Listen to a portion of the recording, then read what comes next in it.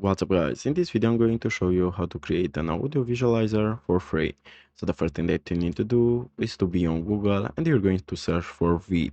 Vid is a browser video editor that you can use for free.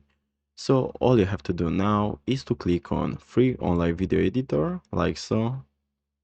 Then you're going to click on get started. And now you want to upload your audio. I have this voice from 11 Labs, so I'm going to upload it to Vid.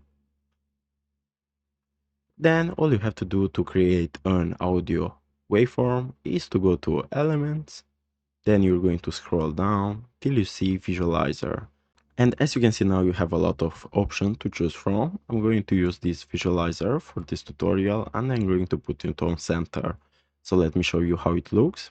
My YouTube channel is called Geotron, and I make tutorial videos. And then all you have to do after you decide which waveform you want and you personalize it to render it and download it, you have to click on down. Then you're going to click on export video. Now you have to wait till it's rendering. And then you're going to click on download button and you're going to click on MP4.